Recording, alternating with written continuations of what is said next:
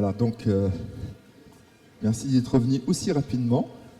Vous êtes vraiment très bien parce que en très peu de temps vous êtes remonté. Habituellement il faut des fois 5-10 minutes, mais là, chapeau. Alors bon, deuxième table ronde sur effectivement réemploi, quel changement de paradigme pour les acteurs de la construction. Alors oui, ça paraît un petit peu un grand titre. On a essayé d'avoir des titres qui soient alléchants, on verra si ça correspond. Et moi je vais commencer pour essayer de voir effectivement des problématiques. J'ai voulu essayer de partager avec vous ce que j'ai pu entendre d'un certain nombre d'entre vous, des difficultés qu'il pouvait y avoir, et essayer de commencer de poser les questions auxquelles on devra tous collectivement répondre. Alors bon, c'est effectivement mon titre, c'est entre collaboration et complémentarité des acteurs, démultiplier la disponibilité et l'accessibilité des ressources. Alors, c'est peut-être un peu présomptueux de dire que je vais répondre à cette question-là. Je vais surtout, je pense, poser un certain nombre de questions. Alors, je dépose ça parce que je peux aller au pupitre. Parce que... Voilà, moi comme j'ai assez peu de comment ça s'appelle, de diapositives, donc je ne peux pas m'appuyer dessus pour pouvoir faire comme Mahfoud. Alors, juste en introduction, j'ai fait ce petit nuage de mots pour montrer, en fait, je crois, la complexité de la filière de réemploi, hein, sachant que tous les mots qui sont liés ne sont pas évidemment tous présents. Il n'y en a que quelques-uns, donc il y en a déjà beaucoup. Puis, bon, au fur et à mesure de mon intervention, vous en retrouverez un certain nombre. Mais au-delà de ces mots qui sont un peu foisonnants, on est tous ici conscients qu'aujourd'hui, la filière, tant les initiatives privées que publiques sont foisonnantes, que ce soit dans l'économie classique, l'économie sociale et solidaire, sont nombreuses. Alors, on ne va pas faire ici une liste ou une cartographie de cet écosystème, mais donc, comme je disais, je voulais essayer de vous partager ce que je perçois des difficultés auxquelles on est confronté. Évidemment, ça sera nécessairement un peu subjectif et incomplet. Mais pour commencer, je vais emprunter à Noria Formation ce schéma qui montre en fin de compte les différentes étapes de cette chaîne de valeur, ce qui nous permettra d'aborder chacune de ces étapes plus ou moins. Pour commencer par la demande, on l'a vu tout à l'heure, c'est entre autres la commande publique. Et là, les difficultés auxquelles on est confronté, ça a été dit tout à l'heure, c'est effectivement le changement des habitudes qui peut exister dans les appels d'offres auprès notamment de l'administratif, même si au niveau technique, par exemple, les techniciens du service patrimoine sont tout à fait au fait, eh bien, il faut qu'ils entraînent derrière leurs collègues des appels d'offres. Mais que ce soit au niveau des particuliers, des entreprises ou des opérateurs publics, on a dit que ce n'était pas encore l'habitude de faire appel au réemploi, donc il faut arriver à changer ses habitudes, convaincre et persuader. Alors la réglementation nous aidera sans doute un petit peu, telle que la RE 2020, qui de fait peut inciter à se tourner vers le réemploi. Ça marche bien plutôt avec les biosourcés. Mais on peut peut-être aussi espérer, et là je me tourne vers Jean-Michel Buff qui porte un petit peu cela, que l'article 58 de la loi AGEC puisse s'élargir au domaine de la construction. Aujourd'hui, le réemploi dans la construction n'est pas inclus dans l'article 58 qui oblige un certain nombre de réemplois, un certain pourcentage de réemploi dans la commande publique. Donc ça, il y a peut-être des choses à faire là-dessus. Alors, des exemples vous été montrés tout à l'heure, l'importance en fin de compte qu'un projet puisse aboutir, de l'AMO par exemple, spécialisé, et d'architectes prêts à changer leur méthode. Il y en a un certain nombre ici, mais vous êtes encore un peu trop peu nombreux sur le marché. Et là aussi, il y a encore beaucoup de changements. Alors, l'étape du diagnostic, c'est déjà une obligation pour les bâtiments de plus de 1000 m². Alors, on pourrait se dire, ça serait assez souhaitable que finalement, à chaque fois qu'il y a une démolition prévue, que finalement, on prévoit plutôt un diagnostic, et notamment aussi un diagnostic ressources, pour voir quelles sont les possibilités de réemploi. Alors, il faudrait déjà que ça fonctionne bien déjà pour les plus de 1000 m² et qu'il y ait un diagnostic ressources systématique. Ça permet la connaissance du gisement potentiel, pour les acteurs suivants de la filière. Là. Donc, parce on est là au diagnostic et ensuite la dépose et puis la collecte. Et donc, pour l'instant, on a aussi un outil qui existe, qu'on a commencé à mettre en place avec un collectif sur le remploi qu'on avait mis en place avec l'ADRAAL, l'ADEME, NovaBuild. Et la cellule économique régionale de la construction a mis en place une cartographie des futurs projets de déconstruction. Alors pour l'instant, c'est plutôt les opérateurs publics qui sont concernés, mais aussi il va y avoir les promoteurs immobiliers qui permettra à des maîtres d'ouvrage qui veulent éventuellement faire du remploi de se dire tiens, dans 3 ans, je vois que dans mon secteur, il y a un projet de déconstruction avec tel ou tel matériau. Eh bien, je téléphone pour voir si éventuellement, moi qui ai aussi un projet d'ici 3 ans et je voudrais faire du remploi, je vais peut-être pouvoir le faire. Alors, c'est limité pour l'instant, mais c'est déjà un outil qui existe et auquel qu'il faut pouvoir déjà utiliser. Et ça permet d'anticiper. Pour la dépose, là, je considère qu'il y a un début de difficulté. Comme il n'y a pas encore pléthore de chantiers de construction, dès qu'il y en a un chantier qui est intéressant tant par rapport aux matériaux récupérables que du temps passé, parce que le temps passé, c'est aussi intéressant, il est possible qu'il peut y avoir de la concurrence. Et la concurrence entre le privé et l'ESS, mais aussi même au sein de l'ESS.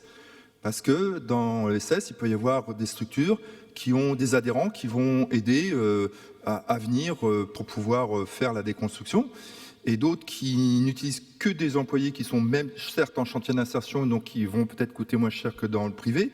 Mais voilà, donc pour un même gisement, il peut y avoir un certain nombre de difficultés et de concurrence qui se font jour. Alors, comment éviter cet écueil ? Partager selon les chantiers, gros pour le privé, plus petit pour l'ESS. Mais pourquoi l'ESS, ça peut être aussi des grosses structures. Hein. Je prends Bouillé-le-Roux, c'est une SCOP. Alors bon, c'est pas du remploi, mais c'est une SCOP quand même. Donc on voit bien que l'ESS peut très bien être une très grosse structure. Alors partage selon le périmètre géographique. Laisser le marché, les appels d'offres faire leur travail, au risque de voir finalement les marges qui sont déjà assez faibles s'amenuiser pour pouvoir être retenues. Alors, j'ai pas de réponse, c'est beaucoup de questions, mais voilà, je pense que c'est aussi une des difficultés qu'on peut avoir. Question subsidiaire, où vont les gisements ainsi déposés ? C'est parce que certaines structures peuvent être aussi à la fois dépositaires, mais aussi vendeuses du gisement. Là aussi, des concurrences possibles. Alors, spécialiser les structures, AMO, dépose, stockage et vente, serait-ce la solution ?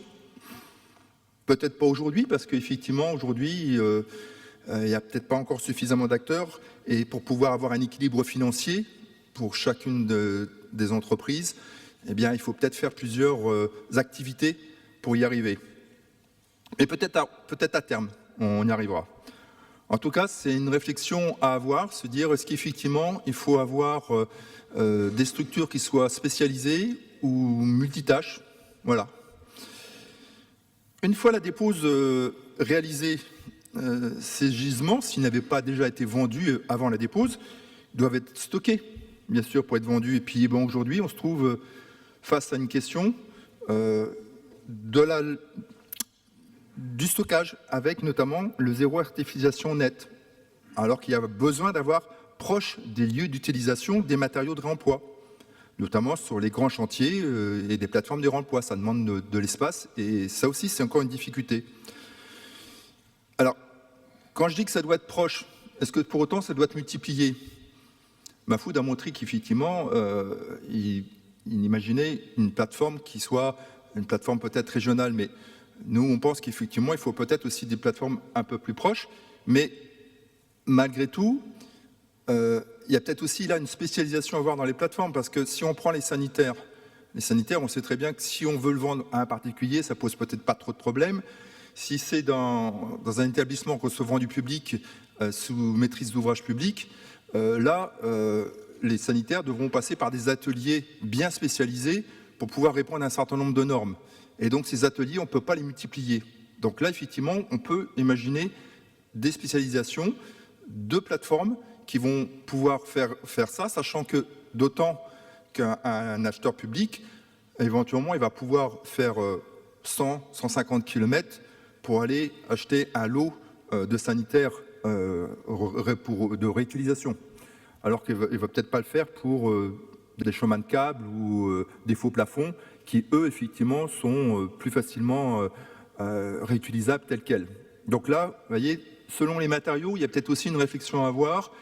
Peut-être pas toutes les plateformes à avoir cela, mais certaines plateformes à avoir certains matériaux qui demandent un reconditionnement particulier. Et puis, est-ce que pour autant, il n'y a pas aussi la place pour les petites matériothèques? Je pense que oui, parce que là, on a beaucoup montré ce matin, à part éventuellement dans les petites communes, des chantiers qui sont petits, mais c'est plutôt des gros chantiers qu'on a présentés ce matin. Les gros chantiers donc nécessitent souvent plus de matériaux. Les matériothèques locales vont peut-être pas pouvoir y répondre. Par contre, les matériothèques locales répondent à des besoins de petits chantiers, notamment chez les particuliers. On l'a vu, si effectivement on arrive à faire en sorte que, par l'exemple de la commune, les gens se disent bah, « tiens, moi je vais faire du remploi chez moi aussi », c'est peut-être pas nécessaire que quelqu'un qui habite, je sais pas, à Saint-Marc-la-Jaille vienne à Nantes sur une grande plateforme de réemploi, mais il faut peut-être mieux qu'il aille dans la matériothèque qu'il y a dans le secteur. Donc là, il y a une complémentarité à avoir. C'est pour ça que le titre de complémentarité, je crois que c'était important aussi de l'avoir. Donc, c'est quelque part presque une forme de mutualisation, mais une mutualisation qui ne dit pas son nom. Alors, je vais vous montrer les gisements. On a parlé des gisements aussi. Est-ce qu'il y a des gros gisements? Ça, c'est le travail qu'a fait l'ICAM.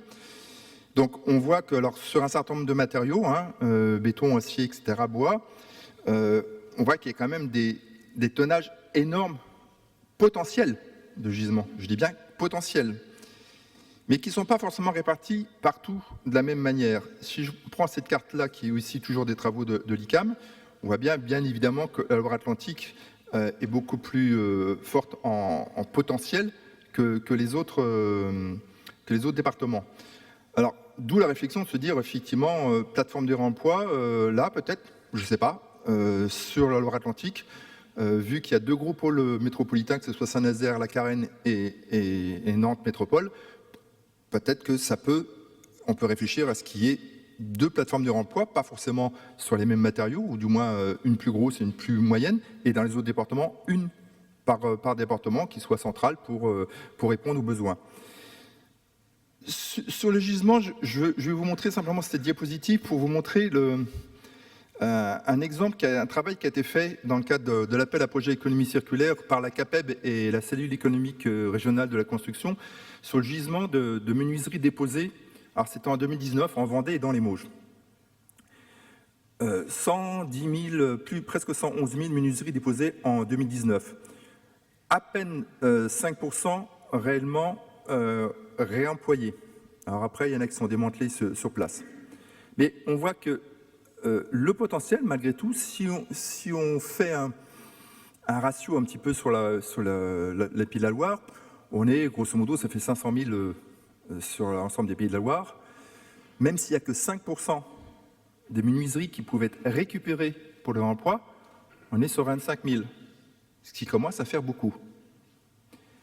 Et là, c'est comment les récupérer. Donc, c'est des problèmes de logistique. Peut-être qu'on en parlera après avec Veolia sur les problèmes de logistique. Comment récupérer ça? C'est assez compliqué et pourtant, on voit bien qu'il y a matière à.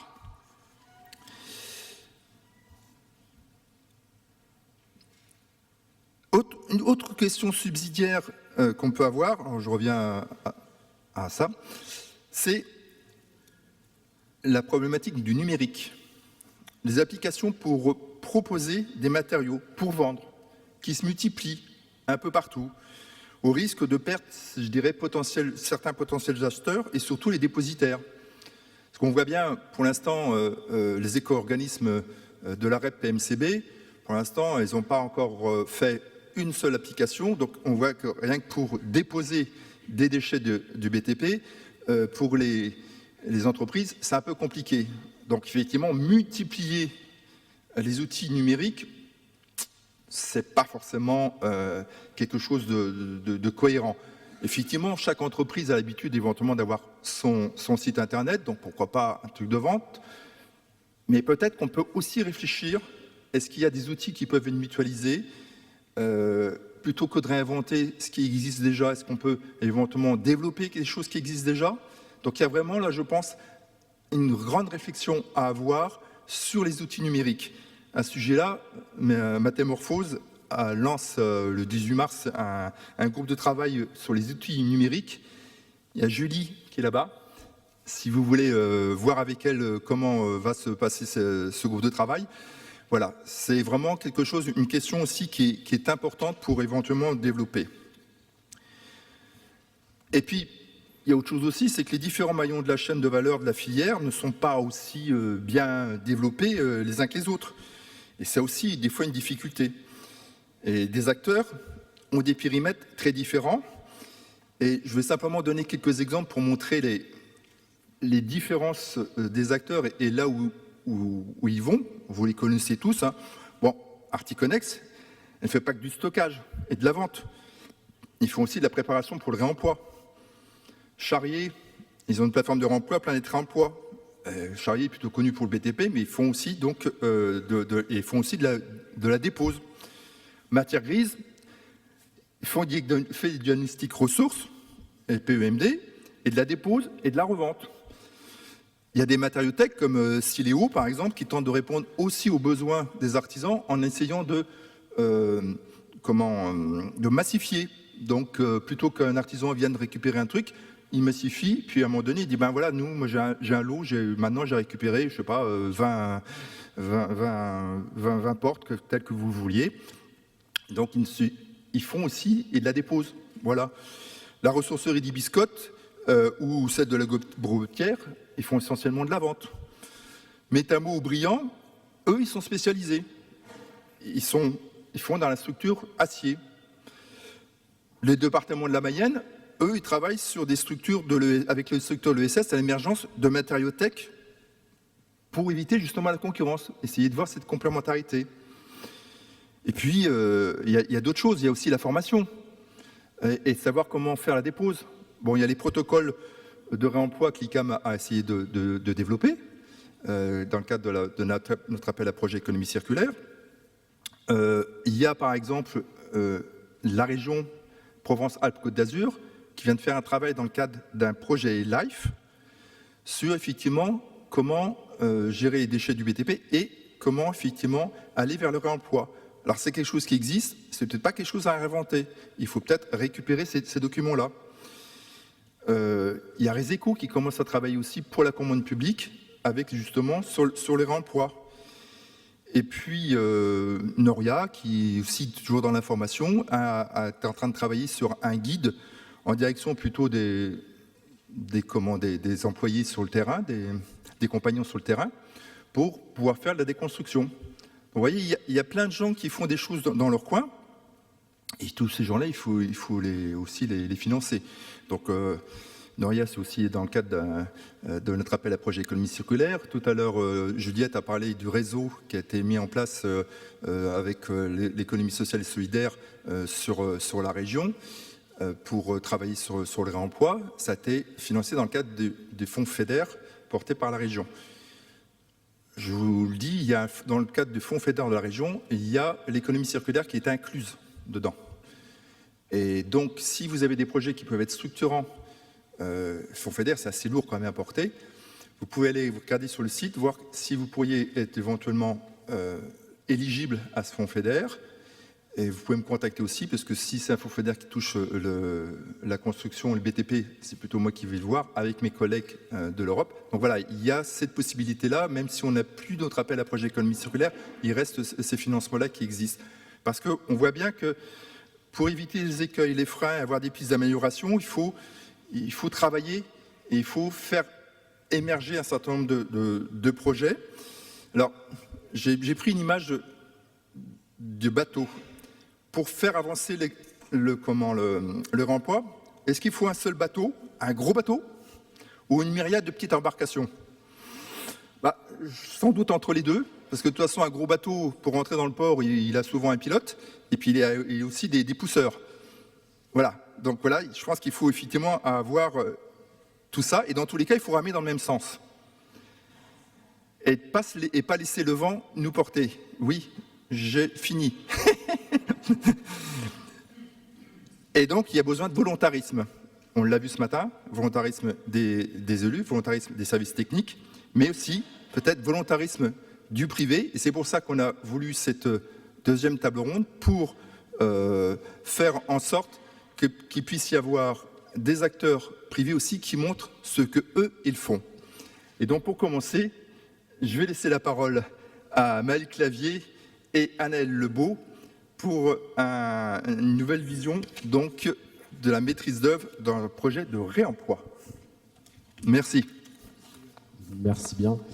On va vous présenter un retour d'expérience sur un projet concret qu'on a mené ensemble avec le Murmure. Aujourd'hui, nous, dans l'agence, donc l'agence MCA à Nantes, on fait beaucoup de réemploi, bois biosourcé de façon systématique. Et là, on est sur un projet où on a amené le réemploi, compte tenu du contexte, ça faisait particulièrement sens. On travaille aujourd'hui le réemploi de deux manières dans le groupement. Soit on intègre un partenaire dans notre équipe de maîtrise d'œuvre pour nous accompagner dans le déroulement des études, dans la recherche de gisements, et que ça oriente effectivement notre conception. Alors je donne tout de suite la réponse, changement de paradigme, bah oui, il faut forcément que nous, les archis, on change notre façon de faire parce qu'on a besoin aussi d'intégrer ces gisements dans la conception.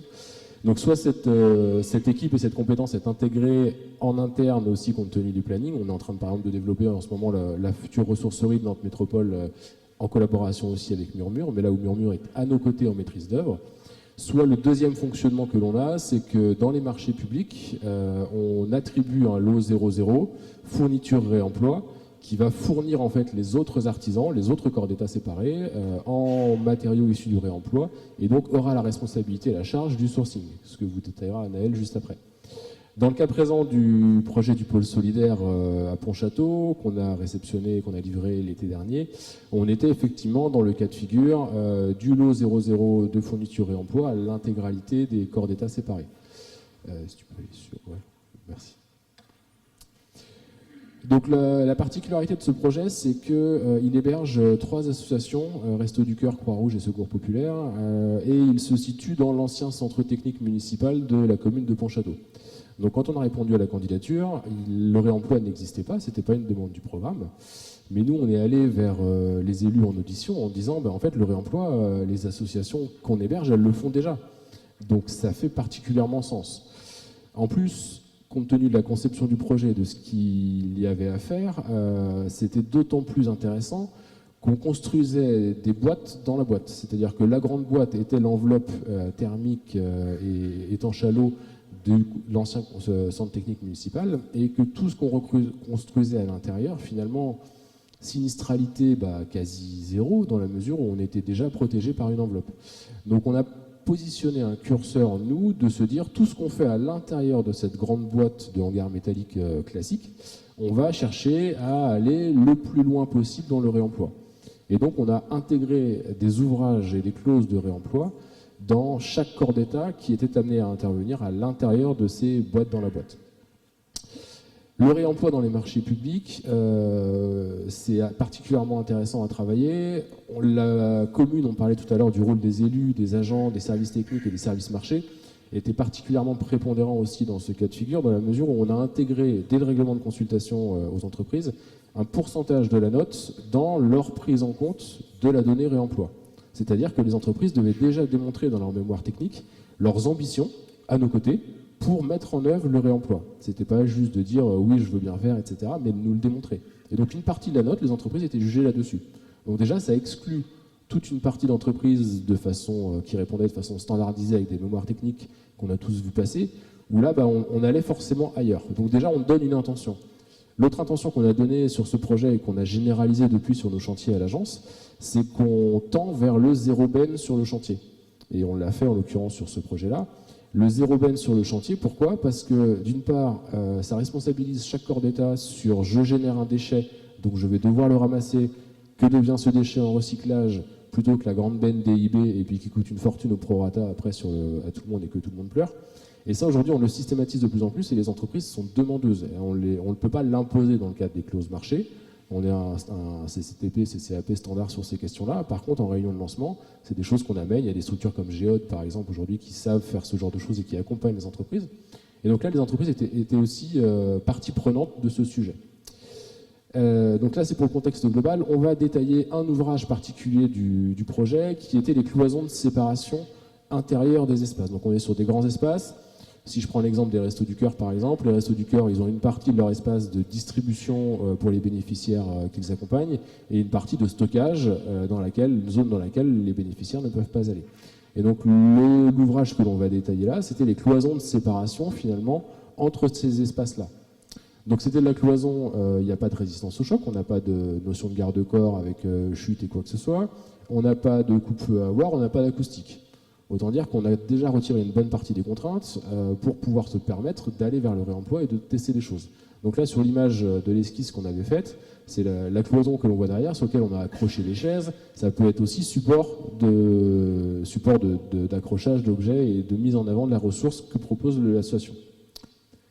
En conception, donc dans le CCTP, nous on a décrit une cloison grillagée d'une trame quelconque, en mettant en œuvre, donc là on a touché deux lots, on touche le lot serrurerie qui va faire l'ossature en fait de chacune des cloisons, et on touche le lot 00 réemploi qui va fournir les tôles qui vont remplir ces panneaux. Et donc les deux entreprises sont obligées de travailler ensemble. Et on mettait une image de référence, qui est l'image de droite, en disant, bah voilà, ça peut être le type de tôle que l'on va venir rechercher et qu'on va ensuite mettre en œuvre dans les cloisons. Donc ça, c'est notre commande de départ, c'est notre dossier marché, on va dire. Et après, intervient Murmure dans le sourcing et dans la présentation de la ressource. Ouais.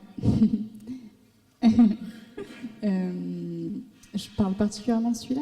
Est-ce que c'est clair pour tout le monde ce que c'est un lot réemploi? Du coup, vous avez tous compris ou pas?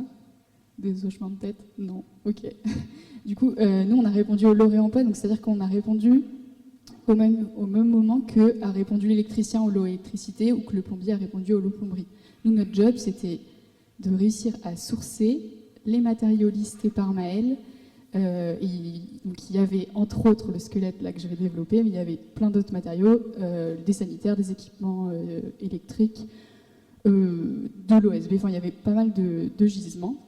Et donc nous, notre job, c'est d'aller trouver ces gisements-là sur d'autres chantiers ou via les filières de réemploi qui ont été durement citées auparavant, et de proposer le gisement à validation donc auprès de l'architecte, auprès aussi de la maîtrise d'ouvrage. L'entreprise poseuse avait aussi son mot à dire et le bureau de contrôle. Il faut que les 4 acteurs nous valident le gisement avant que nous, on passe commande et qu'on s'occupe ensuite du reconditionnement si ça n'a pas été fait, du stockage et de la livraison sur le chantier à l'entreprise poseuse. Comme ça, c'est dit. Donc Maël, il avait listé pas mal de matériaux assez basiques, mais il y avait cette demande un peu particulière où il était demandé donc, un matériau qui permet de cloisonner de 1,50 m sur 3 m, qu'importe le matériau, pas trop épais parce qu'il devait pouvoir être incrusté donc, dans le cadre fait par le serrurier. Et puis on verra. On a donc assez rapidement eu l'idée donc, des chutes d'industriels. Donc là, ce qu'il y a en photo, c'est des chutes d'industriels qui font de la découpe laser, qui font de l'empiècement. Donc, les entreprises leur envoient en fait leurs fichiers AutoCAD avec les formes et eux ils optimisent au maximum sur les plaques et ça donne ça. En fait, ça c'est leurs déchets. C'est ce qui généralement ils coupent en plein de petits morceaux, ils mettent dans des bennes et ils revendent au prix du métal. C'est quelque chose qu'ils font très bien. Finalement, c'était pas une demande si simple. Malgré qu'elle nous paraissait très très simple, mais en fait on s'est assez rapidement heurté aux industriels qui avaient leur façon de faire. Et en fait c'est déjà une matière, ça aurait été du bois, ça aurait peut-être été différent, mais là c'est du métal et c'est déjà une matière qui est très bien valorisée. Et donc, économiquement parlant, pourquoi s'embêter à faire un truc un peu rigolo, mais bon, ça nous embête, quoi. Il faut du stockage, etc. On a quand même fini par trouver une structure qui est donc Laser Océan, qui eux ont compris la démarche et qui ont trouvé ça intéressant, justement de se dire, ok, nous c'est notre déchet, mais qu'est-ce que vous pouvez en faire ? Et donc il a fallu mettre en place un partenariat assez précis avec eux parce que en réalité beaucoup de leurs gisements qui sortent d'entreprises sont tellement optimisés, et tant mieux, on utilise le moins de ressources possible, mais du coup sont trop fragiles et frêles pour pouvoir tout de même tenir dans ces cadres. Donc on a en fait élaboré une sorte de petit CCTP, enfin c'était une affiche qu'on a mis dans les entrepôts pour que justement les personnes qui travaillaient là soient en capacité donc d'identifier quels étaient les gisements qui n'étaient pas compatibles et quels étaient les gisements qui étaient compatibles. On avait donc fait plusieurs propositions. Ah oui, je me rappelais plus que tu les avais mis. Effectivement, pour info, on a contacté 100 entreprises. Voilà, c'est dit, comme ça vous avez le chiffre. Maintenant, j'espère que maintenant qu'on a un exemple concret, les gens qui voudront faire du sourcing auront un appui, une photo, parce qu'on va en arriver. Donc, on avait aussi proposé du platelage, qui posait d'autres problématiques, parce que du coup, pour s'insérer avec le serrurier, c'était pas si évident, parce qu'on avait chiffré au moment du marché plutôt du métal. On avait quand même fait des propositions de mise en œuvre. On avait été loin dans les recherches. Tu veux parler du prototype ? Je peux continuer. Donc on a pas mal parlé du fait qu'il fallait s'adapter, on parlait pas mal des artisans, qui ont leur habitude, etc. Là, le serrurier, quand on lui a dit « vous allez nous mettre dans votre cadre nos chutes d'industriels », il a un peu tiré la moue. Mais il n'a pas dit non. Mais c'est vrai qu'il a fallu nombreux échanges parce que, mine de rien, c'est quand même son travail. Et lui assez étonnamment, c'était vraiment la problématique du travail fini. Il voulait que son travail, il en soit fier. Et en fait, il avait peur que la matière qu'on lui amène, elle ne soit pas assez digne de son travail. Donc tant mieux, on est tombé sur un artisan qui avait vraiment envie de faire du travail bien fait. Donc ce qu'on a trouvé comme alternative, c'était donc de proposer de réaliser un prototype. Donc on a réalisé un prototype en amont de la production finale pour justement avoir un support en taille réelle pour pouvoir justement discuter tous ensemble et faire valider aussi le gisement au bureau de contrôle. Et c'est là où l'humain aussi prend tout son sens, on en parlait tout à l'heure, et ça c'est quelque chose auquel on croit aussi beaucoup à l'agence. C'est-à-dire que le prototype, il était dans aucune ligne d'aucune DPGF du marché, dans aucun CCTP, et c'est ensemble avec le bureau de contrôle, le maître d'ouvrage, Anaël, le serrurier et moi, où on s'est dit, en fait, il faut qu'on voit ce que ça donne. Donc le serrurier, Sylvain, est-ce que tu accepterais de nous faire 2 cadres dans lesquels on puisse venir mettre les tôles ? Oui, pas de problème, on fait ça à l'atelier. Donc c'est là aussi où l'humain, en dehors de tout cadre de marché, etc., est très important. Anaël l'a dit, et c'est quelque chose aussi auquel nous on croit beaucoup, c'est la mise en avant du savoir-faire aussi des artisans, des entreprises. Là, c'était le chef d'entreprise, mais c'était le chef d'atelier, c'était le poseur, qui avait une volonté particulière de bien faire sur le détail de réglage des parts closes, etc. Et c'est aussi l'avantage que nous on voit au réemploi, c'est que le déchet, ce qui était déchet devient valorisé comme ressource, est mis en œuvre avec talent, avec brio, et du coup rend un ouvrage qui donne satisfaction à tous. Et donc là, aujourd'hui, ça c'est le bâtiment tel que livré, ça donne une écriture architecturale qui est ce qu'elle est, que nous on assume, et c'est là aussi où je le disais en tout début, qu'effectivement il faut accepter aussi d'avoir une part de variable dans le projet. On continue à faire de projets, le projet continue à vivre pendant le chantier avec le savoir-faire des entreprises et ce qu'elles amènent. C'est particulièrement vrai sur le réemploi. Dans ce sujet-là, c'était le cas. Tout le bâtiment en bois que vous voyez derrière, les fenêtres sont issues du réemploi. Donc qu'on ait une fenêtre rectangulaire, carrée, losange, ronde, il fallait que le projet l'accepte. On l'a conçu de cette manière-là. Les OSB sont issus du réemploi. Les revêtements de sol, c'était du réemploi. On ne pouvait pas se permettre de donner dans le cahier des charges une couleur qu'on aurait voulu. On devait composer avec ce qu'on avait. Et là, les cloisons qu'on a réalisées, effectivement, remplissent leur rôle aujourd'hui de séparation d'espace. On a adapté la trame, la largeur à la chute qui était prévue. Effectivement, on était parti sur du 1500 par 3000. Il se trouve que les industriels travaillent en 1250 par 2500. Et d'accord, on va pas aller changer la façon de faire de l'industriel. On va changer notre ossature pour faire en sorte qu'elle s'adapte aussi au gisement. Donc c'est toute cette souplesse, cette agilité, mais qui n'est pas vraie que pour nous les archis, qui est vraie pour nous aussi bien sûr, mais aussi pour tous les autres acteurs du monde de la construction, que sont les maîtres d'ouvrage. Les bureaux de contrôle doivent faire preuve d'un petit peu de souplesse aussi, on y travaille régulièrement, les assureurs on n'en parle pas, les entreprises et les maîtres d'ouvrage pour que voilà, c'est vraiment un travail d'équipe. Ce projet, cet ouvrage en est pour nous l'illustration. On le généralise aujourd'hui dans d'autres cas de figure, un peu plus compliqués, alors encore avec Murmure aussi sur d'autres sujets, sur des remplissages de cœur de corps, sur plein d'autres ouvrages. Merci. Je vois que le maître mot, c'est quand même l'adaptation, hein, comme sur le pôle consommateur, tout le monde, et c'est pas que l'archi, effectivement, il y a les artisans aussi, les entreprises qui doivent s'adapter. Merci. Je vous proposerai de faire les différentes interventions et de faire les questions à la fin, parce qu'autrement, j'ai peur que le dernier ait peu de temps pour pouvoir faire sa présentation. Donc là, on va passer maintenant effectivement à peut-être un peu logistique. On dit mutualisation, massification. Donc pour pouvoir massifier, effectivement, il faut pouvoir peut-être faire de la logistique. Donc je vous laisse la parole, Jérôme Berruet. Merci. Oui, Jérôme Berruet, donc Veolia. Je suis en charge chez Veolia de développer les filières émergentes et le réemploi des déchets donc sur la région centre-ouest, donc de Bourges à Brest, sur les 3 régions administratives. Donc rapidement, pour que vous ayez une petite image de Veolia, c'est 2300 salariés sur le centre-ouest. C'est plus de 2 millions de tonnes traitées par an sur l'ensemble de nos installations et 2 600 000 tonnes de déchets collectés auprès des industriels, des collectivités. Ce que je voulais mettre en avant sur cette présentation aussi, c'est nos implantations. Donc on est vraiment sur des implantations locales. Donc pour pouvoir traiter ces tonnes, effectivement, on s'est développé au plus proche des grandes agglomérations et donc des producteurs de déchets.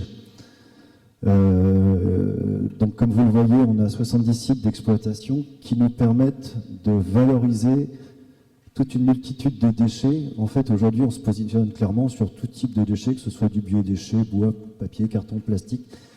Et on est en train de travailler sur d'autres filières. Et c'est dans ce cadre-là, en fait, eh bien que pour nous, c'était une opportunité en fait de travailler sur le réemploi. En tant que, pour nous, c'est une filière émergente en fait. C'est une opportunité d'apporter une nouvelle solution de valorisation à nos clients, le réemploi. C'est pas une contrainte, c'est au contraire, c'est une opportunité. Aujourd'hui, il y a plein d'initiatives qui naissent avec plein d'acteurs qu'on rencontre petit à petit. Et chaque acteur, pour moi, c'est une opportunité d'apporter les déchets sur un autre mode de valorisation.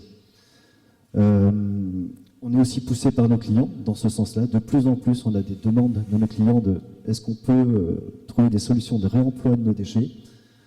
Pourquoi ? Parce que, comme je vous l'écris, et puis on est bien placé pour le savoir, les coûts de traitement sont de plus en plus élevés et les filières d'incinération et d'enfouissement sont complètement saturées. Donc de toute façon, dans tous les cas, il faut qu'on trouve des solutions, d'où cette opportunité, quoi. Et puis enfin, pour finir, en tant qu'acteur, on va dire un peu majeur du recyclage, effectivement, pour nous, c'était une vraie obligation de se positionner sur le réemploi. Enfin, clairement, ça avait plus que de sens, quoi.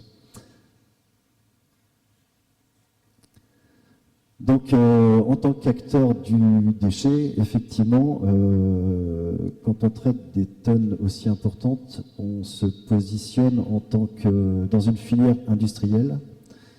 Donc, ça veut dire structurer notre filière, ça veut dire missionner un certain nombre de personnes pour travailler sur ces flux. Donc, assurer une veille auprès des acteurs, comme je l'ai dit, sensibiliser les équipes commerciales, parce qu'on est sur une nouvelle approche. Là, c'est plus un matériau, un déchet qu'on met dans une benne, c'est on conserve l'intégrité du déchet, donc c'est une toute nouvelle approche pour nous. On monte des partenariats justement avec ces structures sur lesquelles on est en veille. Et puis, je dirais au fur et à mesure, on capte les matériaux via nos équipes, via les coûts de clients, et puis on les teste. Donc on pousse un peu nos partenaires justement à amener ces matières, ces matériaux dans le réemploi, parce que on on a des cahiers des charges, mais le but, c'est aussi de les ouvrir et de les amener un peu plus loin, quoi.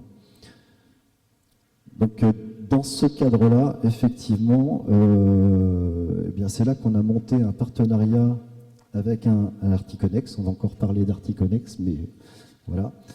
Pourquoi Articonex? Parce qu'en fait, nous, ce qui nous intéresse avant tout, c'est qu'il y ait une commercialisation, en tout cas, qu'il y ait un débouché à la matière qu'on va isoler, qu'on va capter, qu'on va stocker.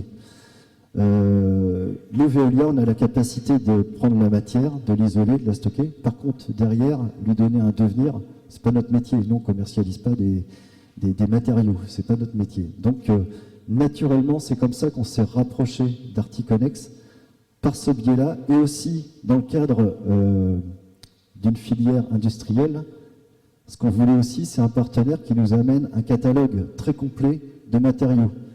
Parce qu'arriver chez un client en disant « moi je peux prendre que le morceau de gouttière qui va là, le reste je sais pas faire », pour nous c'était pas suffisant, quoi. Pour monter un projet industriel, il fallait avoir un catalogue suffisamment important pour accompagner notamment le secteur artisanal, le secteur du BTP. Donc voilà pourquoi on s'est rapproché d'Articonex, qui était présent en plus sur la région centre-ouest, comme nous, très présent. Alors, Articonex, je vais faire un petit zoom sur cette entreprise. Donc, c'est un distributeur, comme je l'ai dit, de matériaux de construction, pour leur donner donc une seconde vie. En termes de cahier des charges, comme je vous le disais, ils sont en capacité de réemployer et de mettre à disposition de leurs clients des menuiseries, des parquets, des carrelages, bois sanitaires, enfin, etc., un certain nombre de produits. Donc, la provenance des matériaux sur plus de fin de chantier, le déstockage de distributeurs, des classements usines de fabrication de produits, etc. Aujourd'hui, Articonex donc, a plusieurs plateformes de distribution, plusieurs sur Nantes, sur Rennes, sur Angers. Donc, pour nous, ce qui était intéressant aussi, c'est que sur ces villes, nous avons des plateformes, des déchetteries artisans, en fait. Et c'est comme ça qu'on a pensé, en fait, notre projet derrière. C'est dire, OK, l'artisan va venir chez Articonex acheter potentiellement ses matériaux. En fin de journée, les déchets de chantier, il va falloir les déposer quelque part. Et nous, on a implanté, du coup, des zones réemploi sur nos déchetteries artisans.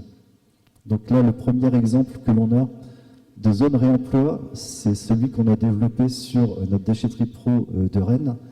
Donc à Rennes, on a une déchetterie professionnelle où on accueille un certain nombre d'artisans. On fait à peu près 7-8 000 tonnes de déchets qui transitent par cette plateforme. On avait l'opportunité en fait, de dédier un espace de 100 mètres carrés en fait, pour pouvoir capter en amont du pont bascule les déchets de réemploi. Pourquoi en amont du pont bascule? Parce qu'en fait, quand vous arrivez dans le monde du déchet, dès lors que vous passez le pont bascule, la matière que vous avez entre les mains devient un déchet. En amont, on a encore le choix. Enfin, en tout cas, en amont, avant le pont bascule, c'est pas un déchet. Donc, en fait, on a positionné cette plateforme en amont oui, de notre pont bascule. On a formé nos équipes pour récupérer, en fait, effectivement, les matériaux qui correspondaient donc au cahier de charge de distribution d'Articonex. Donc, cette plateforme, je vous ai dit, 100 mètres carrés, impérativement, elle se devait d'être couverte parce que là, on est dans une nouvelle logique, hein, on n'est plus dans des déchets qu'on met dans une benne, on est dans des matériaux qu'on doit protéger pour pouvoir les réemployer comme il se doit derrière. Donc, les artisans déposent les matériaux. C'est un don. C'est un don. Donc, ils n'ont pas de coût. D'où l'intérêt aussi pour eux de cette opération, c'est qu'en fait, c'est des déchets évités pour eux, donc des surcoûts évités. Une fois le déchet positionné sur cette zone, donc nous, on est en charge de le stocker, de le massifier, et ensuite, une fois qu'on a une semis qui est prête, on envoie en fait vers les plateformes d'Articonex qui va en fait procéder au dispatching derrière et à la distribution des matériaux. Donc là, je vous ai mis quelques photos de la zone réemploi que l'on a mis en place sur Rennes. Donc voilà, la plateforme est complètement entourée de bardage. Donc il a fallu aussi imaginer des supports pour pouvoir stocker et protéger les matériaux. Donc on ne s'est pas simplement arrêté à se dire bon, on met une surface de disponible. Non, on a imaginé aussi les outils qui vont nous permettre de transporter et de garder vraiment l'intégrité des matériaux tout au long de leur transport, parce que objectif final, recommercialiser, revendre ces matériaux, que ces matériaux reviennent dans le circuit de distribution. Et puis enfin, pour finir, je vous ai mis quelques exemples de matériaux que l'on capte sur notre déchetterie professionnelle. Donc, je vous laisse lire, bois stratifié, voilà, revêtement sol, etc., plaques de plâtre. Donc on a un vrai rôle, nous aussi, d'accueil de ces matériaux, de contrôle, clairement, parce que, je vous dis, on n'est pas dans du déchet, on est encore sur l'état de matériaux. Donc une plaque de plâtre qui est cassée en deux, malheureusement, on aura d'autres solutions de valorisation, mais elle sera traitée en déchets. Et c'est ça qui est intéressant finalement sur cette plateforme, c'est que suite à l'étape de contrôle, on peut orienter vers le réemploi ou la valorisation, quoi. Sur place, in situ. Donc c'est très simple pour l'artisan en fait d'avoir cet outil de valorisation de ses déchets. Je vous parlais aussi, par exemple, d'une opportunité aussi commerciale, d'apporter des solutions de valeur à nos clients. Typiquement, aujourd'hui, on sait que des déchets type isolant, laine de bois, ce sont des déchets qui ne sont pas si simples que ça à recycler. Il n'y a pas tant de solutions que ça pour les recycler. Eh bien, pour moi, c'est une filière émergente, en fait, le réemploi pour ce type de matériaux et proposer des solutions de valeur à nos clients. Ça, c'était des déchets qui étaient traités à 200 € la tonne il y a encore quelques années, quoi. Là, aujourd'hui, l'artisan dépose ses déchets et ça lui fait des coûts évités, donc pas de coûts.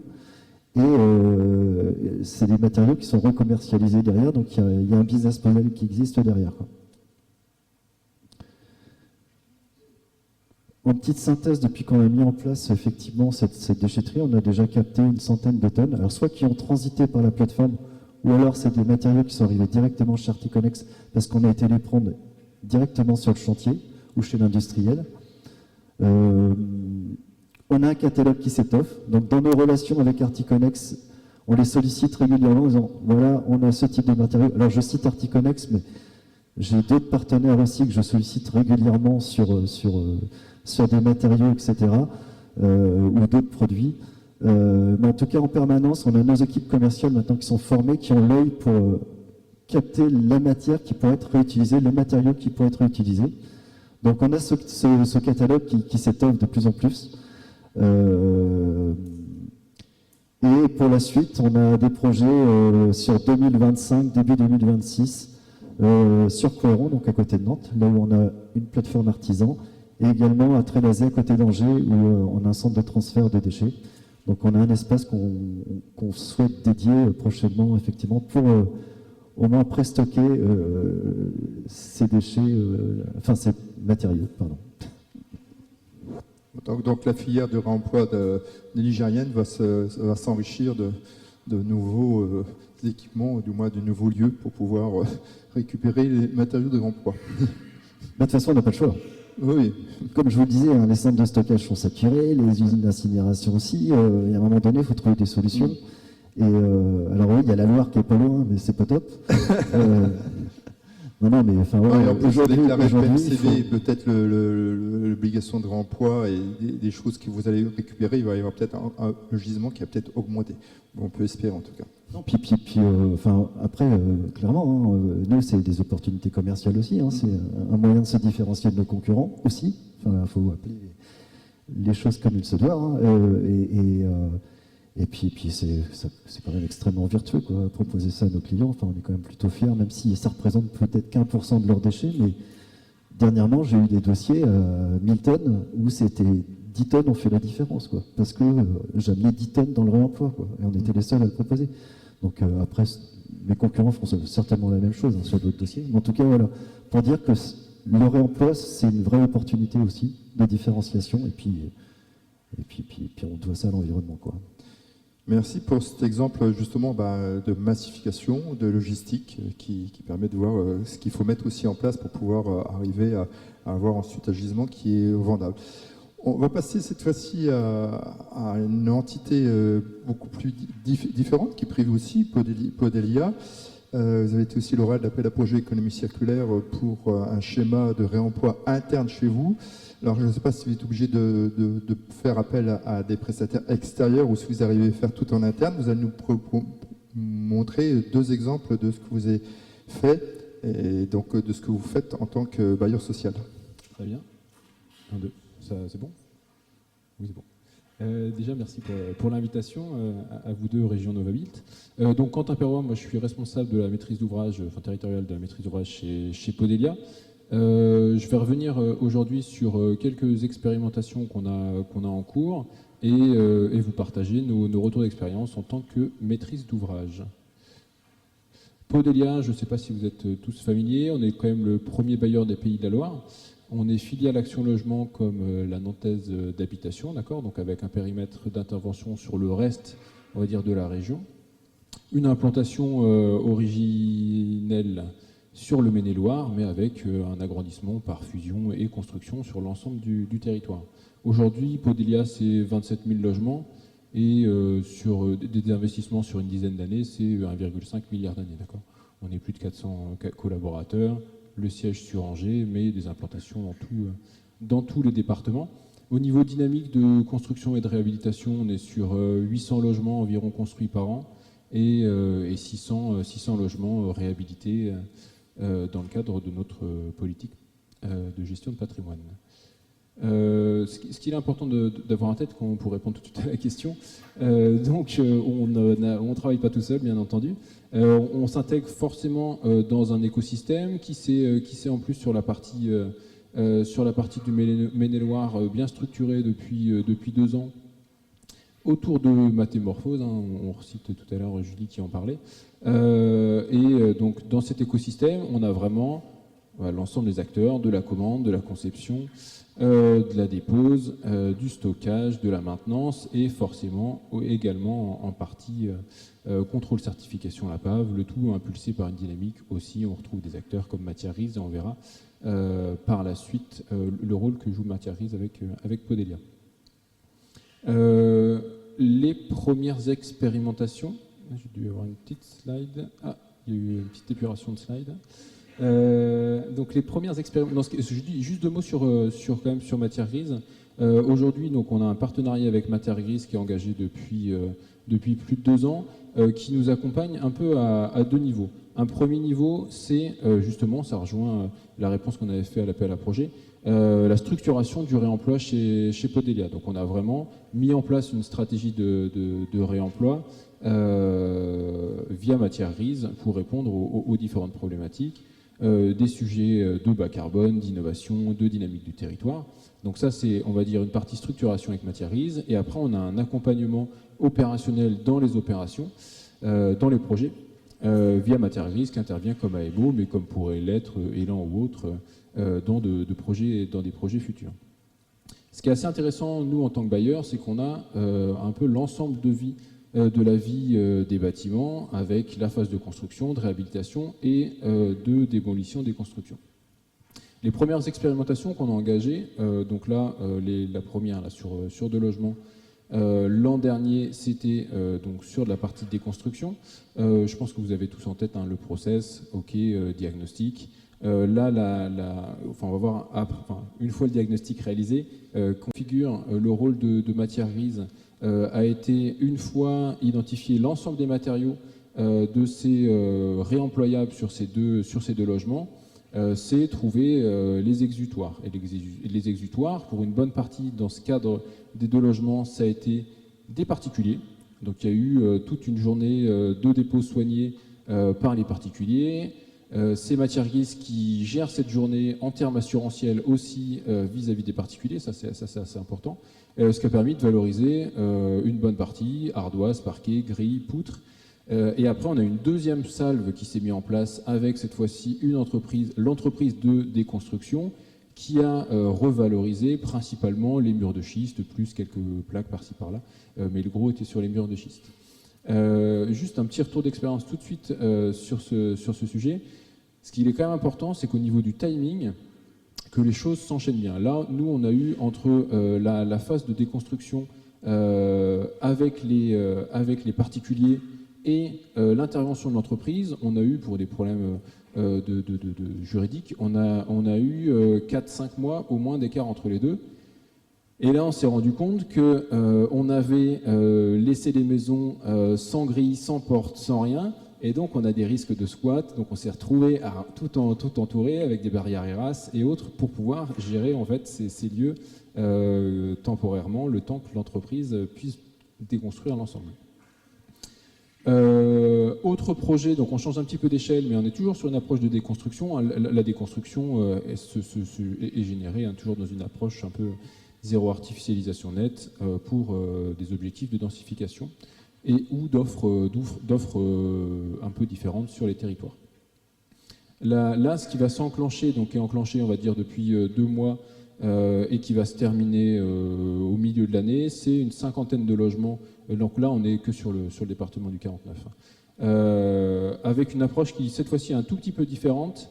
C'est qu'on va, donc après toute la phase de diagnostic, on va flécher une bonne partie des matériaux, je dirais 70%, sur des projets soit de réhabilitation, soit de construction neuve, et on reste pour l'instant interne Podelia, déjà expérimenté nous-mêmes avec nos propres matériaux. Donc on retrouve des refends béton qui sont découpés pour en faire des cheminements piétons et des bancs. Les bancs, on les travaille avec l'école de design, ça rejoint avec les sujets de tout à l'heure d'enseignement supérieur. Donc l'école de design qui nous retravaille des bancs sur Angers. Les bordures et trottoirs, on en fait des pas japonais, donc ça c'est plutôt tout ce qui est aménagement extérieur. Et les garde-corps, plus les claustrats d'escalier, on retravaille avec l'archi d'un de nos projets de réhabilitation pour en faire un abri vélo. 2 mots sur, j'ai pas de slide, enfin j'ai pas de visuel ici sur ce projet de réhabilitation qu'on a par ailleurs.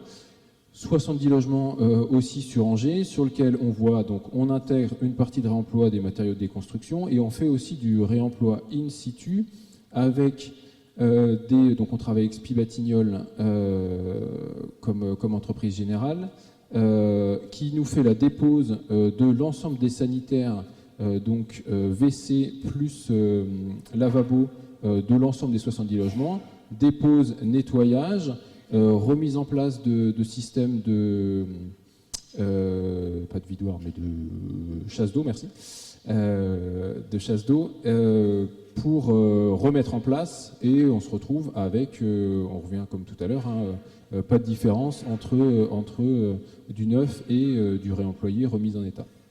Et puis en parallèle, on utilise des exutoires externes on met en place des ballons thermodynamiques, donc tous les anciens ballons qui ont été changés quand même relativement récemment partent via matière grise, plutôt sur un réseau de particuliers. Là, cette fois-ci, projet de construction neuve. Donc là, on est en stade d'APS.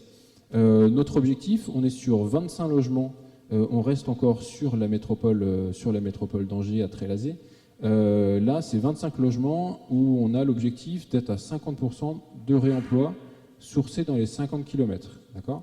Donc on retrouve des acteurs de tout à l'heure, AIA, Matière Grise, je l'ai réévoqué, l'APAV, donc c'est important dès le début, même avant de contractualiser avec la maîtrise d'œuvre, on a déjà travaillé avec le contrôleur technique sur le sujet. C'est 50% de réemploi, juste aujourd'hui, on a un peu la triple approche, c'est aussi bien une approche en termes de coût, donc valeur, c'est le remploi sur le coût de la construction, enfin le coût des matériaux, sur la partie carbone et sur la partie matière. Donc c'est un site, bon j'ai pas mis de plan masse et autres, mais c'est un site qu'on gère, donc on a quand même cette maîtrise du foncier qui est assez importante. C'est une grande ZAC de 5 hectares qui est une zone en recyclage foncier, donc une ancienne zone de construction d'allumettes, donc qui s'appelle le site des allumettes, sur Trélazé, dans lequel on a aussi bien des projets de réemploi de halles, que des sites en construction neuve, dont celui-ci. Ce qui est important, c'est qu'on a aussi, vu qu'on est en maîtrise foncière, une gestion possible du stockage sur site, avec une halle qui est pour l'instant en transition d'usage, donc ce qui nous permet de gérer L'ensemble des matériaux, on va le voir après d'où vient le sourcing, que l'on source aujourd'hui, de les stocker dans cette halle et 150 mètres plus loin, de construire le bâtiment. Donc ça, c'est quand même, c'est pas le cas de figure qui va se reproduire systématiquement, mais pour commencer, ça nous semble plutôt facilitateur. En attendant la bonne articulation, parce qu'on l'a bien compris, le sujet du stockage est assez prégnant dans tous les projets. Aujourd'hui, dans ce qu'on va, dans ce projet en R+3, plancher, toiture plate, balcon, 80% de réemploi, ossature métallique, charpente de bois, 100%. Façade, donc les bardages 80%, le mob un peu plus complexe 25%, les cloisons, les portes, la peinture 100%. Sur les cloisons, on va aller chercher sur les, là on dépasse les 50 km, mais sur les l'ancien site des JO, donc toutes les plaques de placo proviennent de là-bas, sont déposées et viennent ici. Et après sur le carrelage lino, 25%, et pareil sur la partie CVC, plomberie sanitaire. Okay, donc nous, le gros enjeu, il est quand même sur la partie structure, d'où les interfaces très, très intenses avec la PAV, les assurances et le clos couvert. Sur la partie performance environnementale, donc ça rejoint les sujets de tout à l'heure, sur la RE 2020. Si on fait un écart par rapport à une construction, même aujourd'hui, l'an dernier on va dire, en RE 2020, on a la moitié, on va dire, d'impact carbone. Et au niveau de d'évolution, on va dire, des marchés, c'est grosso modo 90, c'est un petit peu différent du lot zéro que vous aviez tout à l'heure, parce que en fait la problématique qu'on a, qui je pense va être assez courante, c'est la bonne articulation dans le temps entre la disponibilité du gisement, le projet qui forcément avance, et après quand on commence le chantier, il faut que ça se lance, quoi. Donc on n'est plus à sourcer au début du chantier, quoi. Donc c'est pour ça que le sourcing se fait en parallèle. On achète, on stocke 90% de la matière, et 10% on va aller chercher auprès des entreprises qui vont y répondre. Dans le sourcing, on a le CHU d'Angers, on l'a vu, on travaille avec Charrier sur ce dossier. On a des bâtiments d'activité qui nous permettent d'aller chercher de la charpente métallique et autres. Le crédit mutuel ici sur Angers. Donc voilà, vous avez bien compris, vu la quantité de matière, que je ne vais pas tous les lister un par un. Sur les financements, on l'a évoqué plutôt sur la partie structuration. L'appel à projet lancé par la région, l'ADEME, en 2023, plus récemment Écominéraux et Écomaison, et puis Valobat. Donc on essaye un petit peu, mais on est assez loin. Je n'ai pas donné d'ordre de grandeur des surcoûts. Aujourd'hui, ce qui est important pour nous sur la partie neuve, et même sur la partie réhabilitation, c'est que ça puisse être reproductible. On n'est pas là pour faire un one-shot, et après bon, voilà, on est content, on a de belles photos. L'idée, c'est qu'on puisse le reproduire. Donc sur la partie construction neuve, les contraintes qu'on a travaillé ensemble avec la maîtrise d'œuvre, avec Matière Grise, c'est on est à 10 ou 15% d'un projet qu'on équilibre classiquement, pour se dire, ok, aujourd'hui c'est 10%, demain c'est 5%, et après on trouve un équilibre à moyen terme qui permet une pérennité de ce type d'approche. Je termine. Retour d'expérience. Donc sur 5 sujets, la disponibilité et la qualité des matériaux, donc tout le travail du diagnostic amont est fondamental. Le sourcing, on le voit et il est nécessairement au moins à l'échelle du département. Et puis après, tout ce suivi des matériaux entre tout ce travail de logistique, de conditionnement et autres. Doit bien se mettre en place. Donc l'AMO, aujourd'hui, il est indispensable selon nous. Et on le voit qu'on l'a retrouvé sur toutes les autres opérations. Les sujets de réglementation et de certification, même si tout à l'heure c'est évoqué, si on est tous motivés, ça devient moins un sujet, mais ça reste quand même un sujet qu'il faut quand même appréhender. Le contrôleur technique a un rôle clé, et là par contre je vous rejoins, c'est de l'humain aussi, parce que le contrôleur technique, il y a contrôleur technique et contrôleur technique. Donc il y a tout le travail après qui nous, n'est pas encore enclenché, mais qui va être nécessaire sur tous les sujets structurels, en particulier les essais en laboratoire, le CSTB ou autre, et puis nécessairement la mobilisation de l'assurance en amont, et pas juste en ouvrant une dommage ouvrage en début de chantier. Tous les sujets de logistique, de stockage, mais ça c'est aussi pourquoi tout le monde est autour de la table, c'est les sujets de plateforme, de dynamique collective et autres. Et une problématique qui arrive rapidement dans le code de la commande publique, c'est comment est-ce qu'on achète ? Comment est-ce qu'on achète, en respectant les codes de la commande publique, des matériaux, donc de la fourniture et une part de services de logistique, quand on a grosso modo entre 500 000 et 1 million de matériaux. Donc aujourd'hui, l'artifice qui semble le plus adapté, qui aujourd'hui qu'on met en place, c'est le système d'acquisition dynamique, qu'on découvre un peu, on l'utilisait pour d'autres, pour nos flottes de voitures, et qui permet aujourd'hui, une première salve, on agrée les entreprises qui répondent, donc des entreprises de déconstruction ou autres, qui répondent à ce système d'acquisition, donc disons on en retient 5 ou 6. Après, opération par opération et besoin par besoin, pour ces 5-là, on les sollicite, ils nous font des prix, on les retient. Et c'est dynamique pourquoi ? C'est qu'au fil, en fait, cette consultation est toujours ouverte. Donc les 5 premiers qui ont été retenus peuvent répondre, mais si entre-temps, il y en a 2 autres qui veulent répondre, on les retient ou pas, hein, disons qu'on les retient, quand on reconsulte, maintenant ils sont 7, et puis s'il y en a un qui ressort, on n'en a plus que 6. Donc voilà, c'est l'approche acquisition dynamique qui est l'artifice qu'on va mettre en place sur la partie construction neuve. La partie coût et financement, ce qui est important, donc coût financement et planning, on l'a vu, le travail en étude qui est très approfondi, les interfaces qui sont nécessaires entre la maîtrise d'œuvre, l'AMO et les gisements pour ajuster le projet. Et vraiment, je reviens sur la partie planning parce qu'il faut quand même une adéquation entre les matériaux qui sont dispo. Si on traîne trop à sourcer les matériaux et qu'on a l'archi et la maîtrise d'œuvre qui avance, de toute façon, il y a un moment, ça ne va plus marcher. Mais à l'inverse, si on traîne trop et qu'on prend trop de temps, les matériaux sont plus disponibles, quoi. Donc voilà, il faut trouver une dynamique raisonnable pour faire avancer les choses. Et puis, il faut, là on rejoint les sujets d'humain, il faut que tout le monde soit impliqué en externe, mais on voit qu'on a un pléthore enfin pléthore en tout cas, il y en a suffisamment pour un projet pour pouvoir le mener. Tout le monde ne l'est pas encore suffisamment engagé dans les prestataires, mais ça s'engage bien. Et c'est aussi en interne. Et c'est là aussi où il faut que de la direction qui donne les bonnes lignes directrices, la stratégie, jusqu'à l'ensemble des opérationnels, il faut que tout le monde soit convaincu, parce que sinon, effectivement, le premier sujet assurantiel, bim, tout le monde disparaît, et voilà, le projet est terminé. Et je termine juste, parce que là, aujourd'hui, on s'est beaucoup focalisé sur la partie réemploi qui était l'objectif, mais quand on fait le lien un petit peu avec le sujet de Veolia, c'est aussi tous les sujets de gestion des déchets. Donc on sort un peu de la partie réemploi, mais on est dans l'économie circulaire.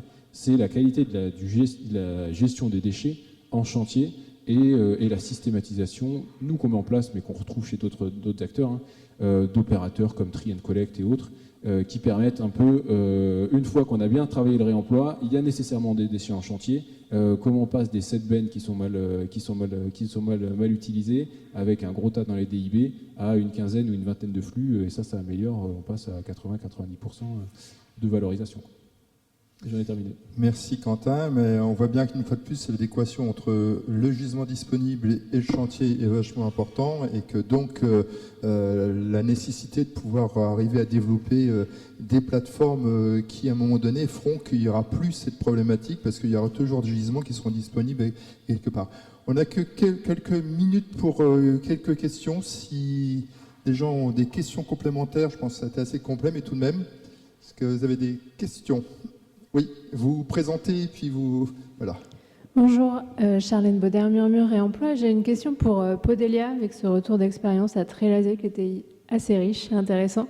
Je voudrais en savoir plus sur... vous disiez en fait que vous aviez acheté, ou vous êtes en cours, je ne sais pas où en est le projet, d'achat de matériaux, donc en amont de la consultation des entreprises. Quels matériaux il s'agissait de quels matériaux et du coup la partie stockage aussi, j'imagine que vous l'avez pris en charge. Donc c'était peut-être pas si clair que ça.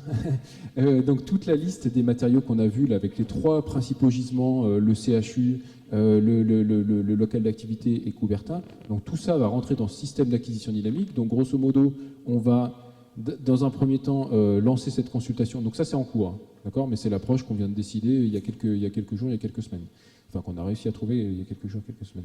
D'accord, donc on va les acquérir, ils vont être stockés dans notre halle libre qui est juste à côté du site de construction. Et après, dans la partie consultation des entreprises, on va décrire les matériaux qui sont à disposition et charge à eux de repartir sur cette base-là pour les réemployer dans le site. Et après, ce qu'on ne sait pas encore, et ça va dépendre, les études vont avoir besoin un petit peu d'avancer, et un sourcing entreprise va aussi se faire, en particulier sur les sujets structurels, c'est comment est-ce que demain le charpentier qui reprend la charpente métallique, est-ce que il a toute la partie retraitement, on va dire, ou découpe et autres, est-ce qu'elle se fait plutôt sur le site de Cornet, plutôt sur notre site de stockage, ou est-ce que ça part directement dans l'atelier de l'entreprise? Ça, il y a encore des choses qui nous restent un peu à définir sur certains éléments. Monsieur?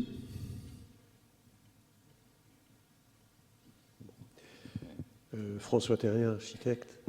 Une question. Qu'est-ce que vous faites sur les 600 logements que vous réhabilitez par an? Qu'est-ce que vous faites de ce que vous enlevez pour réhabiliter? Je pense notamment aux fenêtres. Vous voulez vraiment le savoir ou Oui, ça m'intéresse. À mon avis, tu as déjà la réponse, mais bon. Voilà. Donc aujourd'hui, après, en fait, ce qu'il faut quand même avoir en tête, c'est que la plupart du temps, quand on est sur des projets de réhabilitation et de déconstruction, souvent c'est que c'est quand même plutôt nécessaire. Donc quand on a effectivement les menuiseries et autres, qui sont aujourd'hui principalement en PVC, elles vont directement à la partie recyclage. Alors, Chez Reviveur? Pas encore. Pas encore systématiquement. quand vous dites elles sont inutilisables, elles sont inutilisables dans un contexte d'habitat. Exactement, vous avez complètement raison. Ouais. Mais il y a plein d'autres utilisations possibles.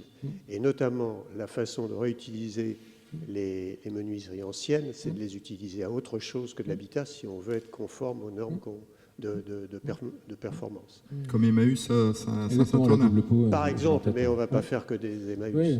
Non, mais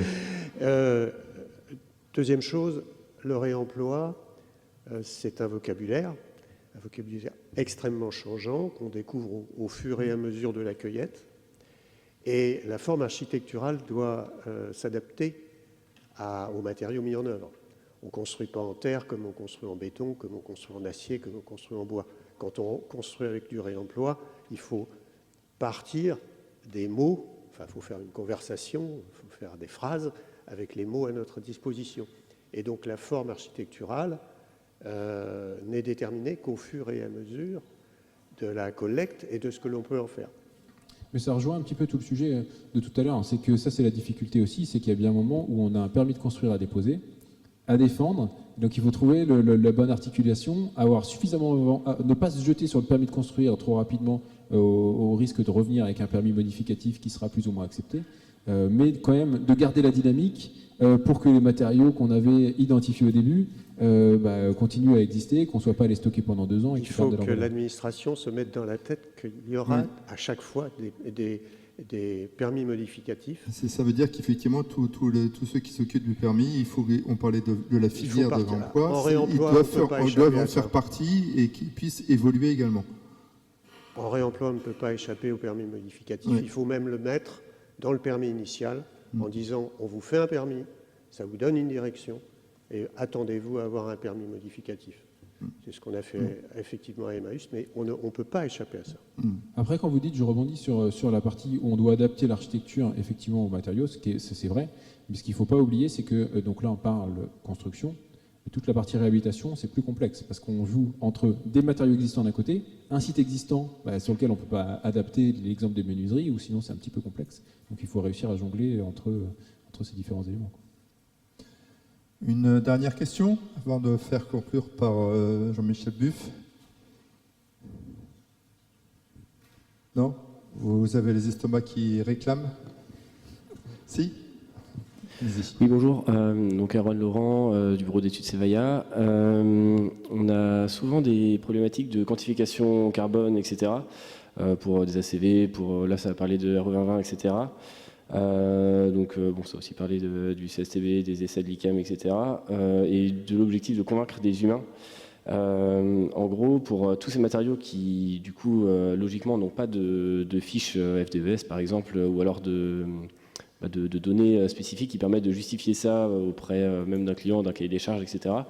En gros, comment est-ce que vous, dans les projets que vous avez menés, vous avez justifié auprès du coup des clients, comment en fait on peut justifier le choix de matière qui en fait n'est pas documentable?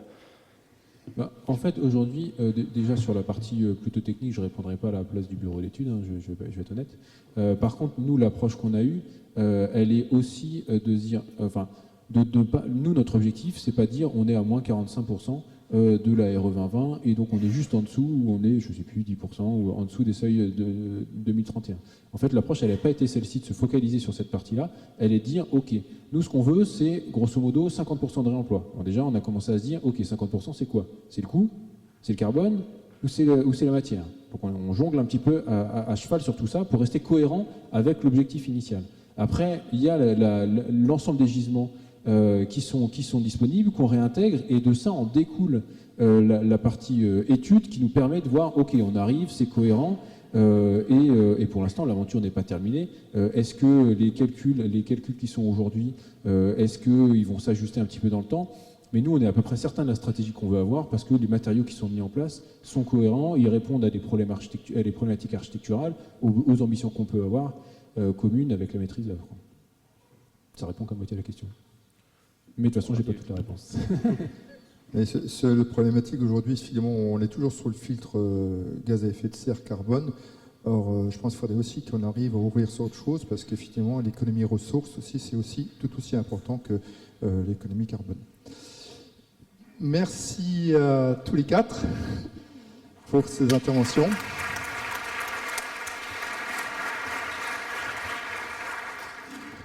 Jean-Michel, je vous laisse conclure. Je ne sais pas si c'est en fonction, je ne serai pas très très long. Merci à toutes et à tous d'être venus ce matin. J'espère que vous avez bien profité de cette matinée. Bravo Gérard et Juliette pour l'animation, c'était très très bien, avec un timing respecté. Là, je vais peut-être perdre quelques minutes supplémentaires, mais ça devrait aller. Je ne vais pas faire de synthèse de ce qui s'est passé ce matin, parce que je prendrai encore beaucoup plus de temps. En tout cas, il y a une chose qui s'est passée ce matin, c'est que je dirais que pour ceux qui sont convaincus, ça vous a mis en évidence que cette conviction, vous allez la renforcer. Pour ceux qui n'étaient pas encore totalement convaincus, vous allez aussi vous apercevoir qu'il y a un réseau qui se met en place, qui monte en puissance. Alors, il monte en puissance dans toutes les régions, ayant cette thématique de l'économie circulaire au sein de l'association Régions de France, donc je vois ce qui se passe dans toutes les régions. Et c'est vraiment une montée en puissance qui est phénoménale sur le réemploi dans la construction. 2-3 petits messages. Soyez attentifs aux appels à projets, aux appels à manifestation d'intérêt, en particulier chez les 4 éco-organismes liés à la filière REP et MCB. Il y a des choses très, très intéressantes qui s'y passent. On a l'exemple de Podelia à l'instant qui a répondu, c'était lequel d'ailleurs? C'était Valobat, Ecominero. Ecominero et Valobat, enfin pour le futur peut-être Valobat. La thématique, elle est là. Donc aujourd'hui, tout à chacun dans les éco-organismes sont persuadés que c'est par les acteurs de territoire que ça va monter en puissance et que la résorption de la problématique du déchet de la construction va passer par ces différents sujets et en particulier celui du réemploi. Autre sujet que Gérard a évoqué entre les lignes, qui ne concerne pas pour l'instant les marchés publics en ce qui concerne les travaux. Il concerne dans un premier temps la commande publique sur les marchés de fournitures, sur 17 familles de fournitures au travers de l'article 58 de la loi anti-gaspillage pour une économie circulaire. On est sur les premiers bilans, là, puisque la loi est encore toute jeune. Et aujourd'hui, on voit qu'il y a beaucoup de difficultés au travers des administrations et des collectivités territoriales à mettre en place, alors, sauf sur les plus grosses à chaque fois, quand on est avec des collectivités comme la région des Pays de la Loire, où on a un SPASER, puisqu'on dépasse les 50 millions d'euros de commandes publiques par an. Donc de fait, on a toute l'ingénierie et les RH pour pouvoir mettre en œuvre. Mais dans les plus petites collectivités, ça a du mal à se mettre en œuvre. Donc on a des réseaux comme Brudette qui sont là aussi pour aller vers les plus petites collectivités, parce que c'est là où c'est beaucoup plus difficile. Même si on a un élu qui a la conviction, il faut aussi les services derrière. Et parfois, il y a ce manque d'ingénierie sur les territoires qui est flagrant. Donc de fait, on a, nous, au niveau de l'association Région de France, un travail, même si le terme est dévoyé, mais moi j'aime bien le terme de lobbying, c'est-à-dire vraiment un lobbying positif, qui est celui d'aller porter auprès des parlementaires, auprès des différents ministères, le fait que les territoires sont en demande. Et on est en demande de modifications normatives, vous l'avez à certains endroits évoqué, réglementaires. On voit que, tel que vous l'évoquez aujourd'hui sur l'urbanisme, on est bloqué. Hein. Dur à l'ex, c'est de l'ex, la loi est dure, mais c'est la loi. Voilà, et on ne va pas plus loin. Moi, j'ai fait l'exemple avec le pôle consommateur sur ma commune, de dire aux services urbains, soyez attentifs, il y aura des modifications. Et ça passe. Donc il y a ce dialogue qui doit être aussi mis en œuvre avec les architectes et avec les services urbains. Donc vous voyez, c'est un mouvement, c'est une vague de fond. C'est pour ça que la notion de révolution, pour moi, elle est là. Ça va être une révolution permanente parce qu'on va bouger les lignes en permanence.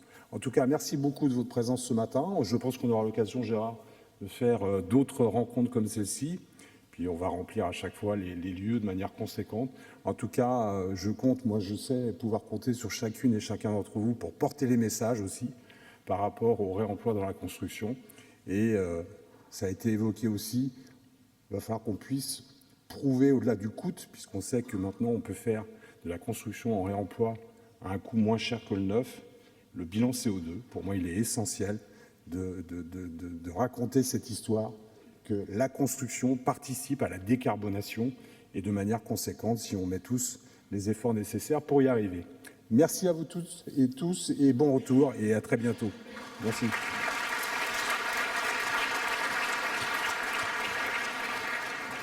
Merci, je vous invite, si vous voulez continuer un petit peu à discuter, il y a en bas, effectivement, je disais, des petits gâteaux salés et puis il n'y a pas d'alcool, hein. C'est un petit apéro sans alcool. Merci à vous.